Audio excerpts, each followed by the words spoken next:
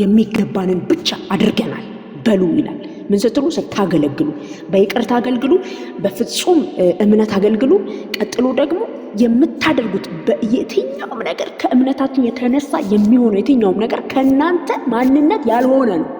ስለዚህ አይገባኝም ለማገልገል የማይገባኝ የማልጠቀም ባሪያ ነኝ። ስለዚህ ማድረግ ያለብኝም ብቻ አድርጌያለሁ በሉ እያለ ጌታ ኢየሱስ ክርስቶስ ይናገራል።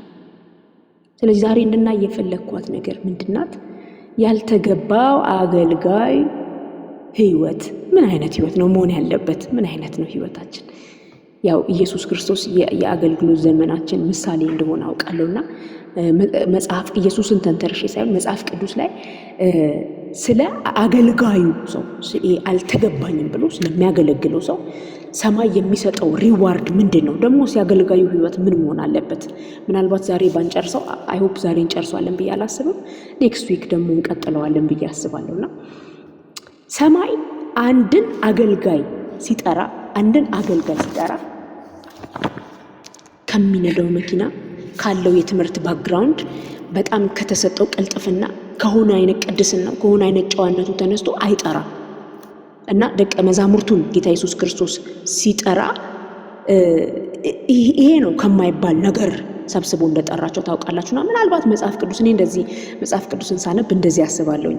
እግዚአብሔር ሊጠቀምባቸው የጠራቸው ሰዎች ስራ ፈቶች አልነበሩም። እና ለአገልግሎት ለትልቁ ለግሬት ኮሚሽን ለሚባለው አገልግሎት ጌታ ኢየሱስ ደቀ መዛሙርቱንም እኛንም ሲጠራ የሆነ አይነት ነገር አዋጥተን ሳይሆን ስራ ፈት ያሉን ሰዎች ግን ጌታ ኢየሱስ ባገለገለበት ዘመን በጣም አይምሮን ከች ሲያደርጉት ታያላችሁ። ለምሳሌ ጴጥሮስ አሳ በማጥመድ ሌሊቱን ሙሉ በመድከም ስራ ላይ የተጠመደ ሰው ነበረና አሁን ከእንግዲህ አሳ አታጠምድም ሰዎችን ታጠምዳለህ ብሎ እንደጠራው መጽሐፍ ይናገራል። ማቴዎስ ግብር ሲሰበስብ የነበረ ሰው ነው። ተከተለኝ በሚል ቃል ጌታ ኢየሱስ ክርስቶስን የተከተለ ሰው ነው። ወደ ብሉይ ኪዳን ስትሄዱ ኤልሳ የተባለ ሰው ትጉህ የሚያርስ ሰው ነበረ። ስለዚህ በእርሻ ቦታው ሰማይ ተገለጠና በኤልያስ በኩል በመጎናጸፊያ ነክቶ የጠራው ሰው ነው። ጌዲዮን ምንም እንኳን በምድያም ጭንቀት ውስጥ ቢሆን ቁጭ ብሎ አታገኙትም። በወይን መጥመቂያ ውስጥ ስንዴ የሚወቃ ሰው ነው። ማለት የማይደረግ ነገር ላይ የሚያሳየው እነዚህ ነገሮች ሁሉ ስታዩ የሚያሳየው እግዚአብሔር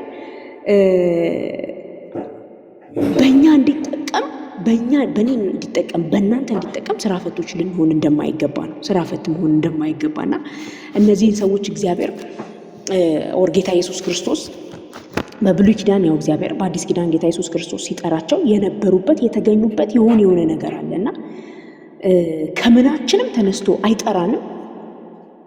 ግን የጠራቸውን ሰዎች ስታዩ በሆነ ትጋት ውስጥ ያሉትን ሰዎች ጌታ ሲጠራ ታያላችሁ።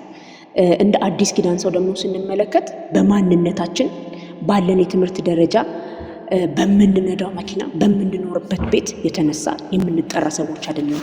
ከተጠራንም የተጠራነው በእግዚአብሔር ምሕረት በእግዚአብሔር ቸርነት ስለሆነ የማንጠቅም ባሪያዎች ነን ልንል ይገባናል ማለት ነው።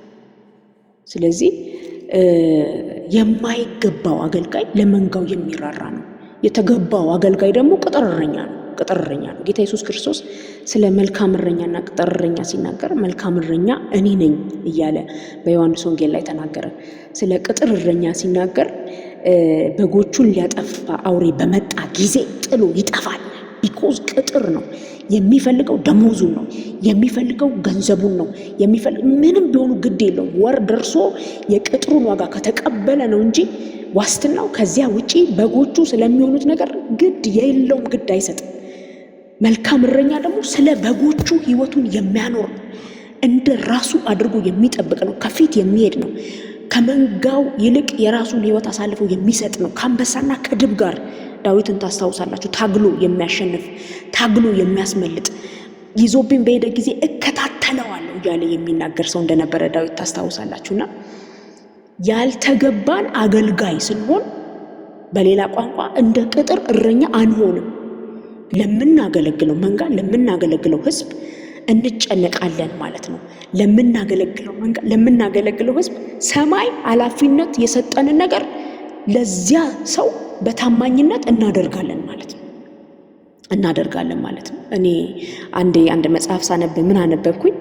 አንድ ሰው ወደ ቤተ ክርስቲያን መጣና አለ። ይሄ የመጽሐፉን የጻፈው ሰው ስለ አገልግሎት የጻፈ ሰው ነውና ጌታ አሳስቦኛል፣ ይህን ቤተ ክርስቲያን ቀለም መቀባት ፈልጋለሁ፣ ቀለም እንድቀባ አሳስቦኛል አለ። እና በጣም ደስ አለን አለ። የቤተ ክርስቲያን መሪዎች በጣም ደስ አለን። ምን አይነት ነገር ነው ደግሞ? አርጅቷል ትንሽ የውጭው ገጽታው አለና ምን አይነት የተባረከ ሰው ነው፣ መቼ መተህ ትቀባዋለህ ስንለው ነገው አለናል። እና በማግስቱ መቶ መቀባት ጀመራል። በጣም ጥሩ ቀለም መቶ መቀባት ጀመረ። በጣም ጥሩ፣ በጣም ኤክስፔንሲቭ አለና እየቀባ አለቃለ። ግማሽ ቀለም ግማሽ ዕቃ ነው ይዞ የመጣው አለቃለ። እና ግማሹ ግድግዳ ሌላ ግማሹ ግድግዳ ሌላ ሆኗልና ይህችን የቀረችዋን መቼ ትቀባታለህ አልኩት። አይ አልቀባውም አለ። ለምን? ጌታ የተናገረኝ እዚች ድረስ እንድቀባ ነው አለ። ብንለው ብንሰራው በቃ ይችን ነው ቀባ ብሎ የተናገረኝ፣ ከዚህ በላይ አልተናገረኝም። ሙሉ ህንፃ እንግዲህ እንዲቀባ በዚህ መስፈርት ካሰባችሁ ብር ክፈሉ፣ ቀለም ግዙ፣ እቀባላችኋለሁ ብሎ ወጣለ። ምን እናድርገዋል? የሚመጣ ፕሮግራም አለ እንግዲህ የእሑድ ፕሮግራም። ያንን ሀፍ ግድግዳ እንዳንቶ የማይሆን ነገር ነው ለሚመጣው ሰው አለ። እንዳናስቀባ ከበጀታችን ውጪ ነው አለ። እና ይሄ ሰው ከጊዜ በኋላ የዚህ ሰውን ህይወት ሲያጣሩ ይሄ ሰው በከባድ ችግር ውስጥ ነው፣ አገልጋይ ነው፣ በከባድ ችግር ውስጥ ነው። ስለዚህ ያቺን ችግሩን የሚወጣባት ፋይናንስ ያስፈልገው ነበረ። እግዚአብሔር ተናግሮኛል በሚል ሰበብ ቤተክርስቲያኗን ግማሽ ቀለም ቀብቶ ምንም ማድረግ ስላልቻለን ያንኑ ቀለም እንዲገዛና እንዲቀባ ከዚያም ደግሞ እኛ እንድንከፍለው አደረግን። እና አንዳንድ ጊዜ የተገባን አገልጋዮች አድርገን መቁጠር ይሄ ነው አለ። ሀፍ ያልተገባ ሀፍ የተገባን አድርገን ስንቆጥር ይሄ ነው የሚሆነው አለ።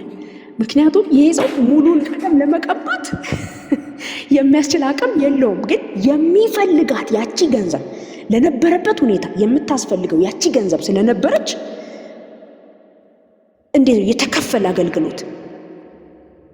በሌላ በግልጽ ምሳሌ ልናገር። ለምሳሌ መዲና ሟታል። መዲ እንግዲህ ራሷን ወር ጆሮዋን አሟታል። ልጸልይልሽ ለጆሮሽ እና ለራስሽ ብዬ ለጆሮዋ ጸልና ለራስ ምታትሽ ደግሞ በኋላ ነው እንግዲህ የምጸልየው።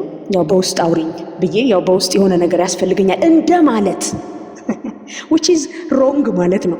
ይሄ ማለት ጥቂት አገልግሎት ፈቅ ብለን እስከዚህ ብቻ ነው የምናገለግለው፣ ከዚህ በላይ ያለው ነገር ግን አይገባንም ልናገለግል ማለት ከዛ ሰው የምናገኘውን ነገር ዲዘርቭ እናደርጋለን። ገንዘብ ሊሆን ይችላል፣ ኤኒ ነገር ሊሆን ይችላል፣ ዲዘርቭ እናደርጋለን እንደማለት ነው። የማይገባን አገልጋዮች ነን፣ የማንጠቅም አገልጋዮች ነን። ልናደርገው የሚገባንን አድርገናል በሉ የሚለው ለዚህ ነው። ምን ልናደርግ ይገባናል? ልንጸልይ ይገባናል። ያ ሰው በእኛ ጸሎት ከተፈወሰ የማንጠቅም ባሪያዎች ነን። ያ ሰው የእኛ ጸሎት ካስፈለገው የሚገባን መጸለይ ነው። ያ ሰው የእኛ ርኅራኄ ካስፈለገው፣ የእኛ ሸክም የእኛ መሸከም ካስፈለገው ልናደርግለት ይገባናል። ምክንያቱም መጽሐፍ ቅዱስ ምን ስለሚል የማንጠቅም የማይገባን ልናገለግል ግን ከሱ ርኅራኄ የተነሳ ይህንን አገልግሎት የተቀበለን ባሪያዎች ነን። ይህ አሁን ያደረግነው ነገር የጸለይነው ነገር መልካም ነገር ለዛ ሰው ቢሆንለት እንኳን ያ በቃ ማድረግ የሚገባን ባሪያዎች ስለሆነን እግዚአብሔር በእኛ አልፎ የተጠቀመው ነገር ብቻ ነው።